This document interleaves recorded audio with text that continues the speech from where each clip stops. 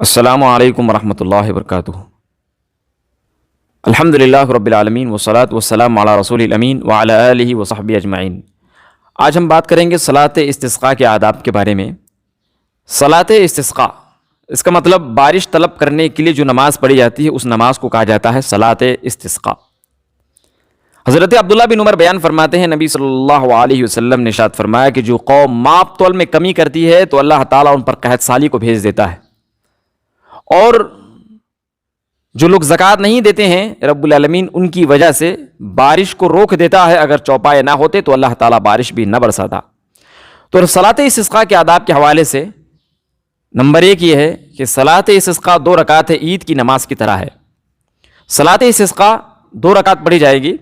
اور یہ نماز عید کی نماز کی طرح ہے۔ سنن ترمذی میں عبداللہ بن عباس بیان فرماتے ہیں، نبی صلی اللہ علیہ وسلم نہایت عاجزی و انکساری کرتے ہوئے تضرع اور تخشع کے ساتھ آپ صلی اللہ علیہ وسلم سادہ لباس پہن کر کے گھر سے باہر نکلے۔ پھر آپ صلی اللہ علیہ وسلم کھلے میدان میں عیدگاہ میں تشریف لے گئے اور رسول اللہ صلی اللہ علیہ وسلم نے 2 رکعت لوگوں کو صلاۃ استسقاء پڑھائی عید کی نماز کی طرح۔ عید کی نماز کی طرح اس کا مطلب کئی باتیں ہیں۔ نمبر 1 یہ ہے کہ یہ نماز عید کی نماز کی طرح پڑھی جائے گی، اور وہ عید کی نماز پڑھی جاتی ہے چاش کے وقت میں، تو یہ صلاۃ استسقاء جو ہے وہ چاش کے وقت میں پڑھی جائے گی، جیسا کہ ام المؤمنین ماں عائشہ رضی اللہ تعالیٰ عنہا بیان فرماتی ہیں کہ ایک مرتبہ قحط سالی ہو گئی تو نبی صلی اللہ علیہ وسلم نے لوگوں سے ایک دن کا وعدہ فرمایا، پھر رسول اللہ صلی اللہ علیہ وسلم نے ممبر لے جانے کا حکم دیا، ممبر لے جایا گیا۔ اللہ کے نبی صلی اللہ علیہ وسلم ممبر پہ تشریف فرما ہوئے اس وقت جب سورج کا ایک حصہ ظاہر ہو چکا تھا، یعنی جب سورج ظاہر ہو رہا تھا اسی وقت نبی صلی اللہ علیہ وسلم اس کی مکمل تیاری کر چکے تھے، اور یہ وقت چاش کا وقت تھا جیسا کہ علماء نے بیان کیا ہے۔ تو یہ نماز جو پڑھی جائے گی عید کی نماز کی طرح پڑھی جائے گی، یہ نماز چاش کے وقت میں پڑھی جائے گی۔ عید کی نماز کی طرح کا مطلب جیسا کہ ابن باز رحمۃ اللہ علیہ نے اس کی مکمل وضاحت کی ہے، وہ یہ ہے کہ پہلی رکعت میں 7 تکبیرات کہے جائیں گے جس طریقے سے عید کی نماز پڑھی جاتی ہے، اور دوسری رکعت میں 5 تکبیرات پڑھے جائیں گے، پھر قرات کی جائے گی اسی طریقے سے جیسا کہ عید کی نماز پڑھی جاتی ہے۔ مزید ڈیٹیلز کے لیے عید کی نماز کے آداب کے بارے میں انشاءاللہ میں نے گفتگو کیا ہے، اس ویڈیو کو آپ دیکھ لیجئے، تمام باتیں آپ کو اچھی طریقے سے سمجھ میں آ جائے گی۔ تو نبی صلی اللہ علیہ وسلم کا یہ نبی صلی اللہ علیہ وسلم کا یہ عمل رہا ہے کہ نبی صلی اللہ علیہ وسلم صلاۃ استسقاء عید کی نماز کی طرح پڑھایا کرتے تھے۔ پہلی رکعت میں 7 تکبیرات کہیں گے، پھر قرات کریں گے، سورہ فاتحہ پڑھیں گے، اور کوئی سورت جو آپ کو سب سے زیادہ آسان ہو۔ ایک روایت میں ہے سبح اسم ربک الاعلی هل اتاک حدیث الغاشیہ، اللہ کے نبی صلی اللہ علیہ وسلم نے پڑھا ہے، لیکن وہ روایت سخت ضعیف ہے۔ صلاۃ استسقاء کے بارے میں اس قسم کی کوئی روایت نہیں ملتی، جیسا کہ علماء نے اس بات کی وضاحت کی ہے۔ اسی طریقے سے دوسری رکعت میں بھی آپ کو 5 تکبیرات کہنی ہے، 5 تکبیرات کرنے کے بعد سورہ فاتحہ پڑھنی ہے، پھر کوئی اور سورت کی تلاوت کرنی ہے، اور یہ تمام کی تمام جو نماز ہوگی بالجہر ہوگی، زور سے پڑھی جائے گی، جیسا کہ عبداللہ بن زید رضی اللہ تعالیٰ عنہ بیان فرماتے ہیں کہ نبی صلی اللہ علیہ وسلم نے صلاۃ استسقاء پڑھائی اور زور سے نبی صلی اللہ علیہ وسلم نے صلاۃ استسقاء پڑھائی۔ لہذا اسی طریقے سے نمبر 2، ممبر پر خطبہ دینا ہے اور ہاتھ اٹھا کر دعا کرنا ہے۔ ممبر پر خطبہ دینا ہے جیسا کہ ام المؤمنین ماں عائشہ رضی اللہ تعالیٰ عنہا بیان فرماتی ہیں کہ نبی صلی اللہ علیہ وسلم ممبر پر تشریف فرما ہوئے، نبی صلی اللہ علیہ وسلم نے لوگوں کو واعظ و نصیحت فرمایا، ممبر لے جانے کا اللہ کے نبی صلی اللہ علیہ وسلم نے حکم دیا عیدگاہ، پھر آپ صلی اللہ علیہ وسلم ممبر پر تشریف فرما ہوئے، نبی صلی اللہ علیہ وسلم نے ممبر سے لوگوں کو خطاب کیا، اور حالت خطاب میں اللہ کے نبی صلی اللہ علیہ وسلم نے اپنے دونوں ہاتھوں کو بلند کیا، بتدریج دھیرے دھیرے اپنے دونوں ہاتھوں کو بلند کیا، یہاں تک کہ نبی صلی اللہ علیہ وسلم کی بغل کی سفیدی بھی نظر آنے لگی۔ آپ صلی اللہ علیہ وسلم اسی حال میں قبلے کی جانب آپ صلی اللہ علیہ وسلم رخ کر لیے۔ تو لہذا اس طریقے سے دعا کرنی ہے جیسا کہ اللہ کے نبی صلی اللہ علیہ وسلم ممبر پہ لوگوں کو خطاب کرتے ہوئے آپ صلی اللہ علیہ وسلم نے دعا فرمائی۔ علماء نے بیان کیا ہے جب کوئی بھی امام خطاب کرے گا لوگوں سے تو مستحب یہ ہے کہ خطاب کے اندر ترغیب الہی ہو، ترغیب اطاعت ہو، اللہ رب العالمین کے اطاعت کی لوگوں کو ترغیب دے اور خوف دلائے اس کی نافرمانی کے بارے میں، لوگوں کو استغفار کرنے کا حکم دے، اور اسی حال میں وہ ہاتھ اٹھا کر دعا کرنا چاہیے۔ ہاتھ اٹھا کر دعا کرنے کے بارے میں کئی روایتیں ہیں۔ صحیح مسلم میں انس بن مالک بیان فرماتے ہیں کہ اللہ کے نبی صلی اللہ علیہ وسلم استسقاء کے علاوہ کسی اور چیز کے لیے اپنے دونوں ہاتھوں کو بلند کر کے دعا نہیں فرمایا کرتے تھے۔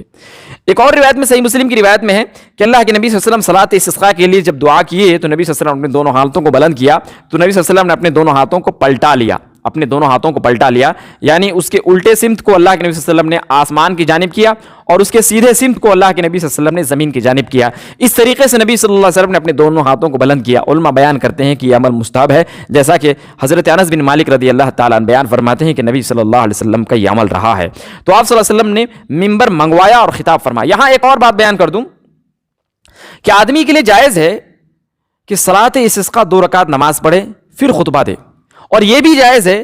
کہ پہلے خطبہ دے اور بعد میں 2 رکعت نماز پڑھے۔ علماء نے بیان کیا ہے پہلے خطبہ دے بعد میں نماز پڑھے، اس طریقے سے جس طریقے سے جمعہ کی نماز ہوتی ہے، پہلے خطبہ پھر بعد میں نماز، اسی طریقے سے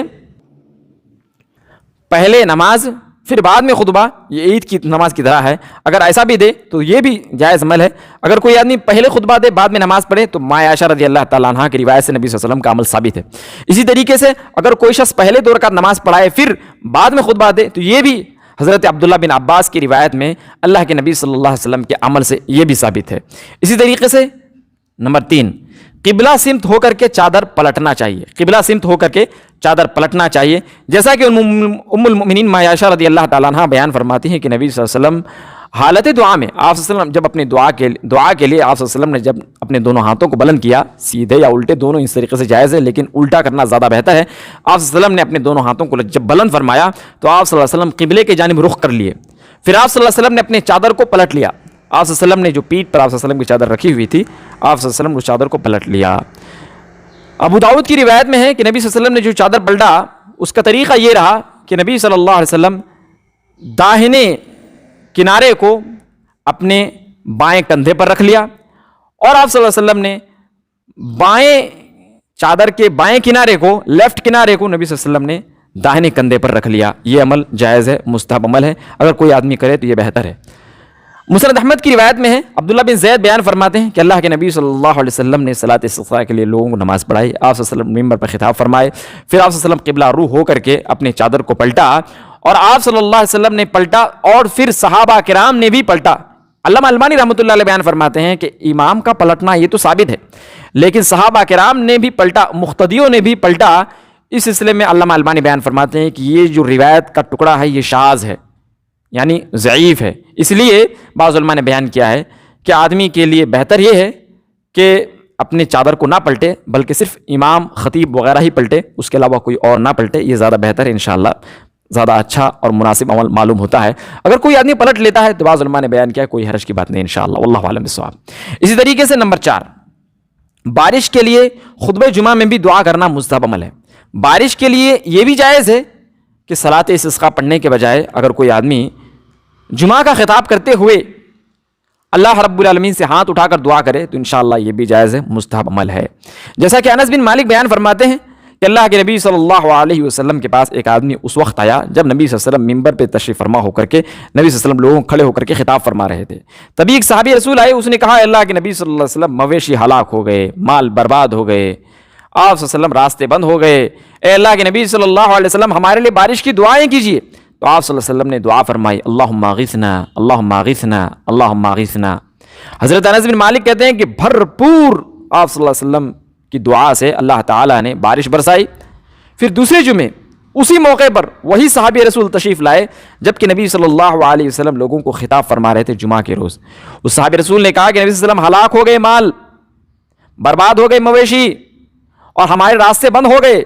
نبی صلی اللہ علیہ وسلم دعا کیجئے کہ اللہ تعالیٰ بارش کو بند کر دے۔ تو اس وقت نبی صلی اللہ علیہ وسلم نے دعا کیا تھا اللہم حوالینا ولا علینا اللہم علی الاکام والزراب وبطون الاودیۃ ومنابت الشجر۔ آپ صلی اللہ علیہ وسلم نے دعا فرمائی، تبھی رب العالمین نے بارش کو بند کر دیا۔ اسے علماء نے بیان کیا ہے